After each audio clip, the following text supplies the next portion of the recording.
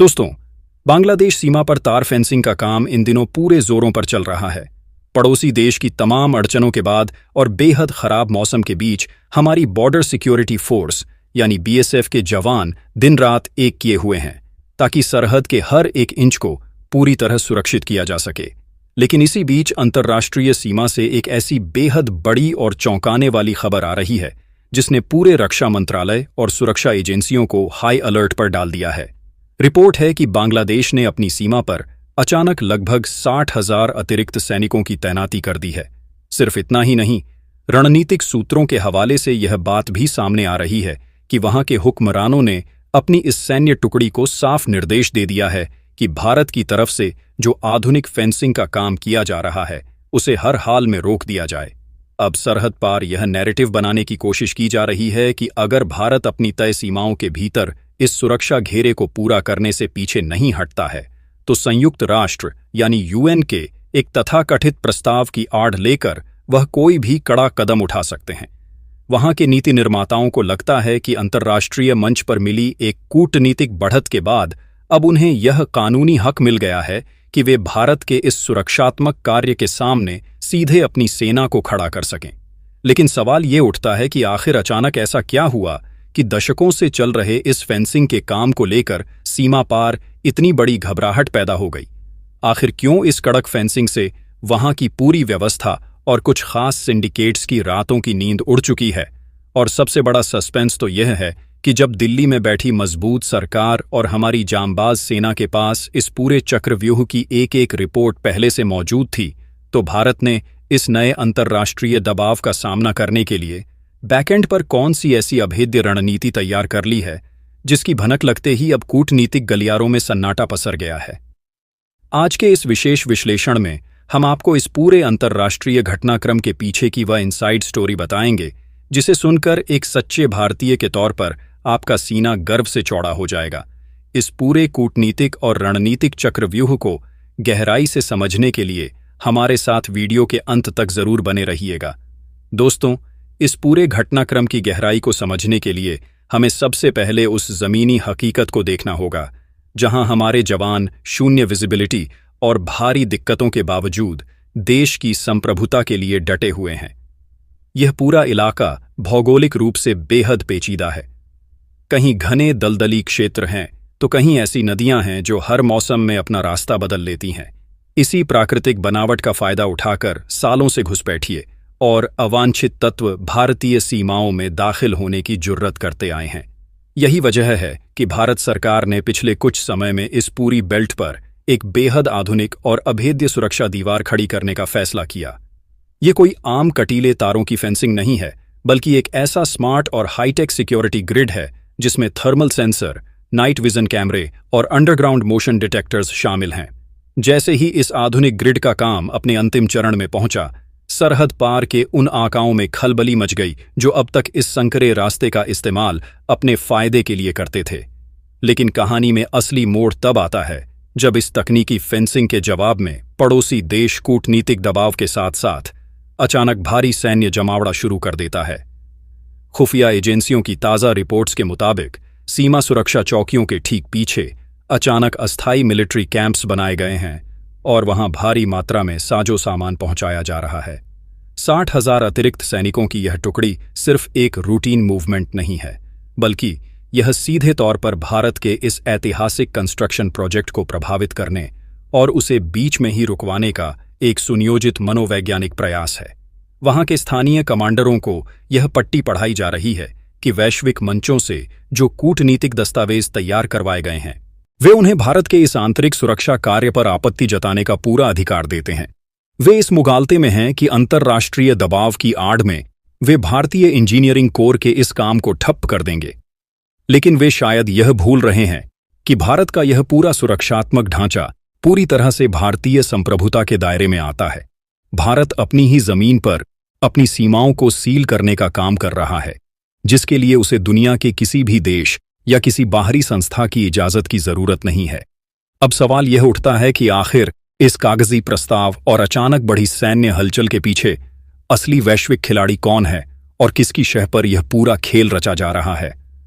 दोस्तों, अब कहानी के उस सबसे बड़े कूटनीतिक मोड़ को समझिए जिसने इस पूरे सीमा विवाद को एक अंतर्राष्ट्रीय रंग दे दिया है।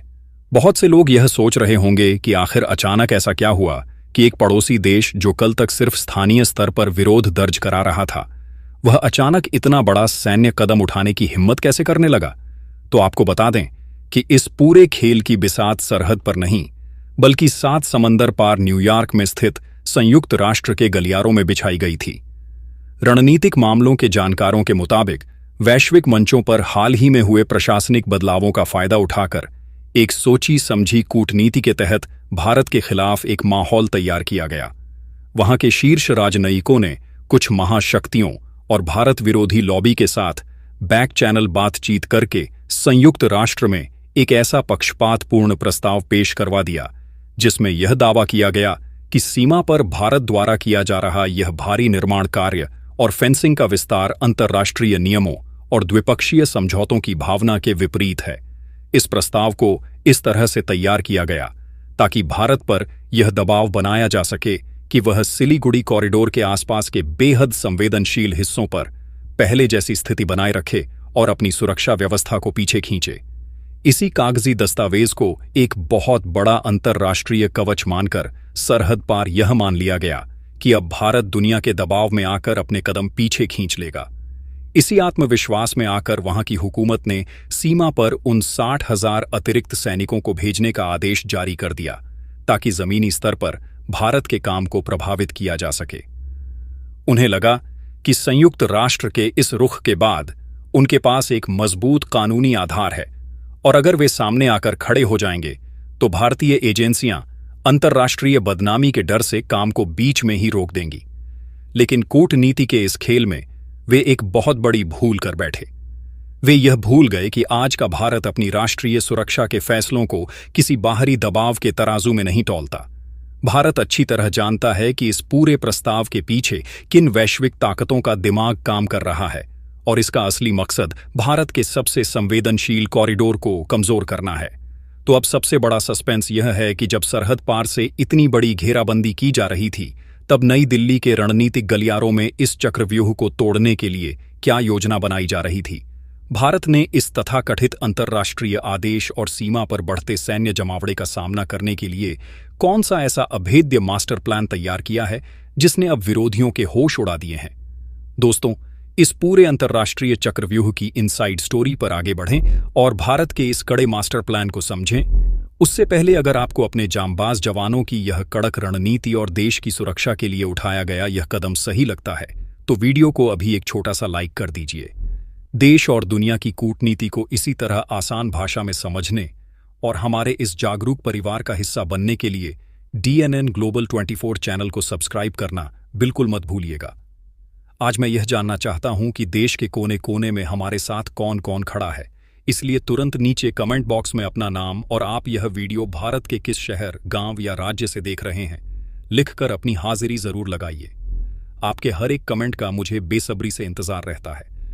चलिए अब रुक करते हैं कहानी के उस सबसे बड़े और हैरान कर देने वाले मोड़ की तरफ। दोस्तों, अब उस असली वजह पर आते हैं जिसने सीमा पार के रसूखदार लोगों और अवैध सिंडिकेट्स के पूरे नेटवर्क में हड़कंप मचा रखा है। बहुत से लोग बाहर से इस पूरे मामले को सिर्फ एक कूटनीतिक या सैन्य गतिरोध की तरह देख रहे हैं, लेकिन इसकी एक बहुत बड़ी आर्थिक सच्चाई भी है। असल बात यह है कि जब तक इस संवेदनशील कॉरिडोर के आसपास की सीमाएं प्राकृतिक रुकावटों और ढीली व्यवस्था के भरोसे थीं, तब तक वहां एक बहुत बड़ा समानांतर साम्राज्य चलता था। करोड़ों रुपए के प्रतिबंधित सामान की तस्करी, नकली नोटों का अवैध धंधा और मानव तस्करी जैसे गंभीर अपराधों को इस बेहद संकरे रास्ते के आसपास के जंगलों और दलदली जमीनों के जरिए अंजाम दिया जाता था। इस पूरे अवैध कारोबार के पीछे सरहद पार बैठे कुछ बेहद रसूखदार और प्रभावशाली लोग थे जो हर महीने अरबों रुपए का मुनाफा कमा रहे थे।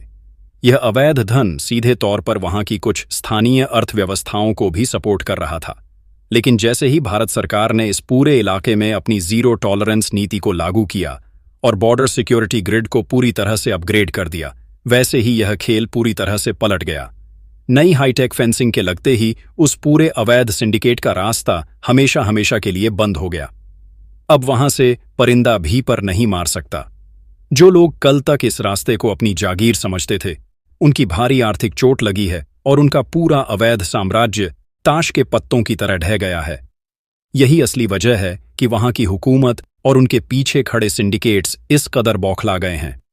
जब वे जमीनी स्तर पर भारत के इस कड़े सुरक्षा घेरे को भेद नहीं पाए, तो उन्होंने इस पूरी आर्थिक छटपटाहट को एक कूटनीतिक रंग देने की कोशिश की और संयुक्त राष्ट्र तक पहुंच गए। वे इस घबराहट में हैं कि अगर यह फेंसिंग का काम एक बार पूरी तरह संपन्न हो गया तो भविष्य में भारत के खिलाफ किसी भी तरह की अंदरूनी या बाहरी साजिश रचना पूरी तरह नामुमकिन हो जाएगा। लेकिन कहानी में सबसे बड़ा और रोंगटे खड़े कर देने वाला मोड़ तो अब आता है। हमारे रक्षा सूत्रों से लगातार एक ऐसी बेहद गोपनीय रिपोर्ट आ रही है जिसने पूरी दुनिया के सैन्य विश्लेषकों को हैरान कर दिया है। रिपोर्ट यह है कि जब से भारत ने इस पूरे कॉरिडोर पर अपनी पकड़ को अभेद्य बनाया है, तब से इस पूरे इलाके का भौगोलिक और रणनीतिक नक्शा ही बदलने लगा है। आखिर भारत अंदर ही अंदर वहां ऐसा क्या बड़ा इंफ्रास्ट्रक्चर तैयार कर रहा है जिसकी भनक लगते ही विरोधियों के हौसले पस्त हो गए हैं? दोस्तों, अब कहानी के उस सबसे बड़े और रणनीतिक हिस्से को समझिए जो सीधे तौर पर हमारे देश के भविष्य और अखंडता से जुड़ा हुआ है। रक्षा गलियारों से जो अंदरूनी खबरें निकल कर आ रही हैं, उनके मुताबिक भारत ने इस पूरे संवेदनशील कॉरिडोर के समानांतर एक बेहद आधुनिक और विशाल मिलिट्री इंफ्रास्ट्रक्चर का निर्माण युद्ध स्तर पर शुरू कर दिया है। यह सिर्फ एक साधारण फेंसिंग लगाने का काम नहीं है, बल्कि यह इस पूरे क्षेत्र का कायाकल्प करने की एक बहुत बड़ी योजना है।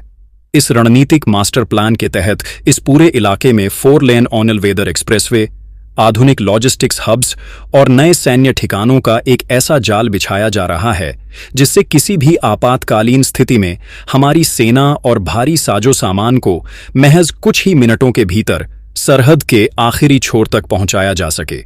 सुरक्षा के इस घेरे को इतना व्यापक और मजबूत बना दिया गया है कि अब यह पूरा संकारा गलियारा एक बेहद सुरक्षित और अदम्य बफर जोन में तब्दील हो चुका है।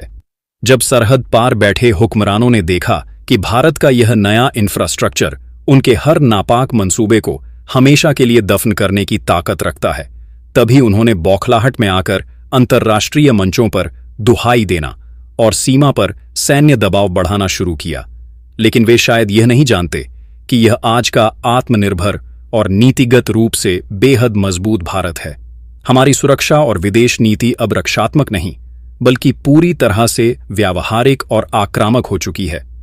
नई दिल्ली के उच्च स्तरीय गलियारों से यह संदेश पूरी तरह साफ कर दिया गया है कि जब बात हमारे देश की आंतरिक अखंडता और सीमाओं की सुरक्षा की आएगी, तो भारत दुनिया की किसी भी संस्था के ऐसे पक्षपातपूर्ण या एकतरफा फैसलों के आगे कभी घुटने नहीं टेकेगा।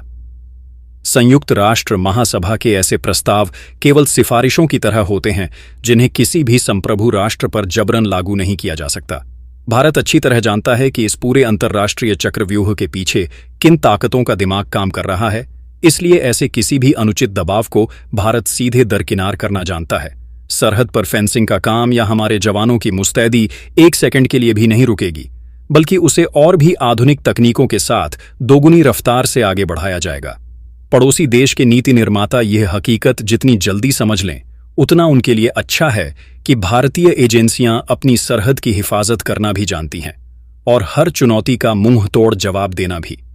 दोस्तों, इस पूरे बड़े अंतर्राष्ट्रीय विवाद और भारतीय सुरक्षा बलों के इस कड़े स्टैंड पर आप लोगों की क्या राय है? क्या भारत को देश की सुरक्षा के लिए बाहरी मंचों से आने वाले इस तरह के किसी भी अनुचित दबाव को पूरी तरह ठेंगा दिखा देना चाहिए? अपने विचार नीचे कमेंट बॉक्स में लिखकर हमारे साथ जरूर साझा करें। आज मैं जानना चाहता हूं कि देश के कोने कोने से कौन कौन इस रणनीतिक फैसले के साथ मजबूती से खड़ा है। अगर आपको देश की संप्रभुता और सुरक्षा से जुड़ा हमारा आज का यह कड़ा और निष्पक्ष विश्लेषण पसंद आया हो, तो इस वीडियो को एक लाइक जरूर दीजिएगा। देश के हर एक नागरिक तक यह सही और कूटनीतिक जानकारी पहुंचाने के लिए इस वीडियो को ज्यादा से ज्यादा शेयर करें। अगर आप हमारे DNN ग्लोबल 24 चैनल पर नए हैं और वैश्विक मामलों की इनसाइड स्टोरी को इसी तरह आसान और सरल भाषा में समझना चाहते हैं, तो चैनल को सब्सक्राइब करके बेल आइकॉन को जरूर दबा लें, ताकि हमारी आने वाली कोई भी महत्वपूर्ण केस स्टडी आपसे मिस ना हो। अपना कीमती समय देने के लिए आप सभी दर्शकों का बहुत बहुत धन्यवाद। मिलते हैं आपसे अगले वीडियो में किसी नए और बड़े रणनीतिक विश्लेषण के साथ।